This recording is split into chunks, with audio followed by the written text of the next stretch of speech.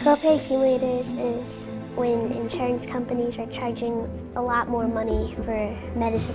Almost everybody in the state of Utah has it written into their plan right now. It's about $16,000 a dose. That was a shot.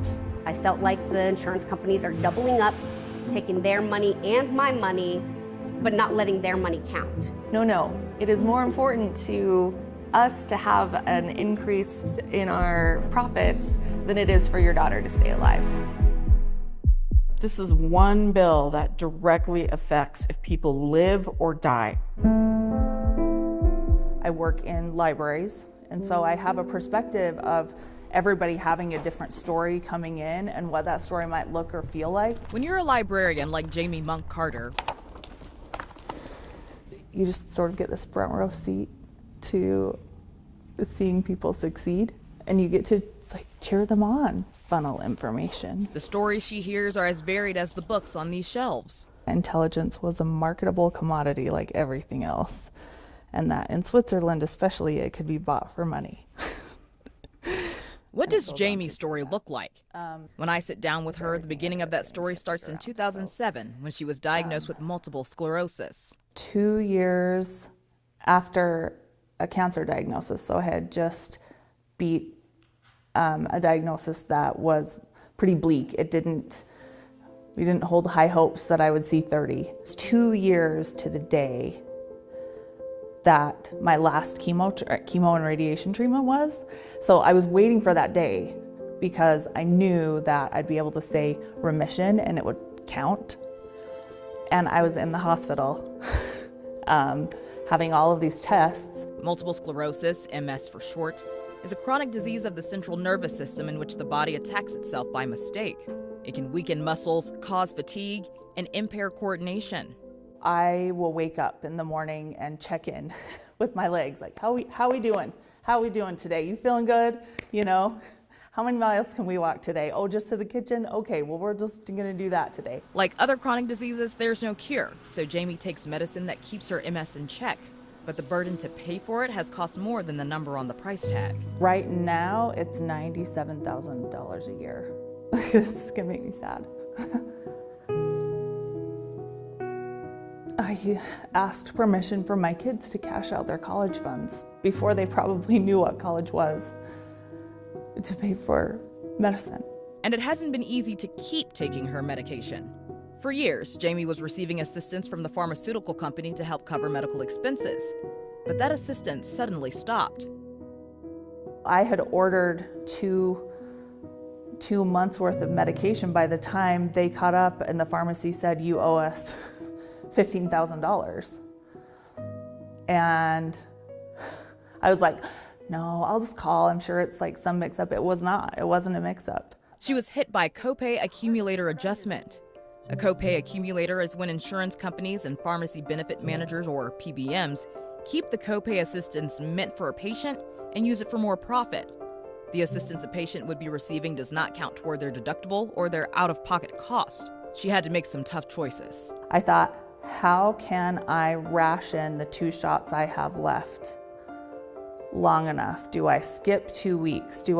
Because the fear, again, is if I ration these, I open myself up to brain damage.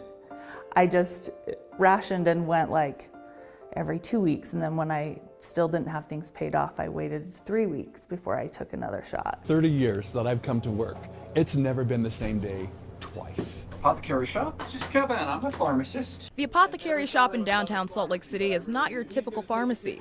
It's day after day after day interacting with people that I love. It feels like walking into a friend's home to pick up your medicine. No matter who walks in the front door, who calls on the telephone, it's different every single day. That's part of why I love my job. You're not a number.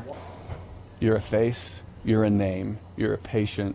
You breathe the same air I breathe, you have the same blood that I have, and you're a part of my family. Kevin DeMoss is a registered pharmacist and owner of the apothecary shop. When it comes to copay accumulators, he's seen it all. I went to school for years and years and years.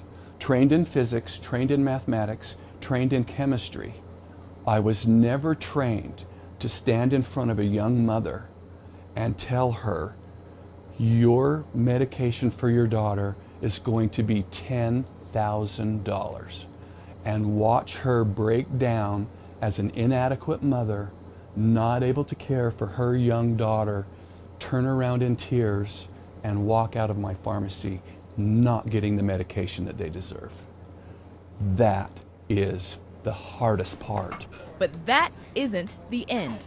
We'll take it the next step. So I've got a team of professionals that will take it to the patient assistance side. We'll look for other funding. It doesn't have to be a manufacturer's card. We're going to look for other funding. There's charities, there's churches, there's foundations, there's entrepreneurs, there's philanthropists. People out there have a genuine good heart. Let me help you find those with our team so that you can come back and pick up that prescription. During this year's legislative session and the 2023 session, I spoke to Senator Curtis Bramble about legislation he sponsored 2 years in a row, which would essentially do away with copay accumulators in Utah. Labeled Senate Bill 152, it failed. Similar legislation has also failed in the state several times in the past. I asked Kevin what changes he thinks need to happen at the Capitol to help patients that walk through his doors. He says there's two options. To wait until this circumstance affects the family of that lawmaker, a loved one, a co-worker, or another lawmaker, and watch the trauma that circles around that. That's a horrible thing. Get the legislation that's simple, put it into process. It does not have to be perfect, and let us baby step the legislation. We can always fix it. If we make a decision and that's a bad decision, we'll come back and correct that decision, but let us move forward and forward, saving lives, correcting our mistakes until we get it right to move forward. I just want goodness. Jamie just celebrated another birthday last week, a milestone for someone who didn't think they'd see 30 nearly 2 decades ago. She's still figuring out how to work around her copay accumulator, but is hoping she won't have to worry about it for much longer. I'm now trying to prove to the legislature that I'm a human and I matter. It does matter.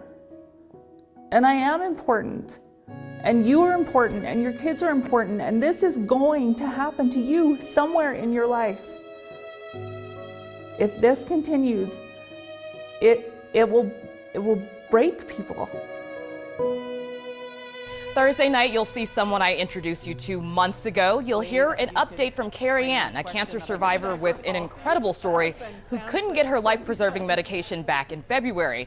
And you'll hear from a Utah state lawmaker as she answers my questions about if Utah will take more action to ban copay accumulators next legislative session. Robin O'Guinye, Fox 13 News, Utah.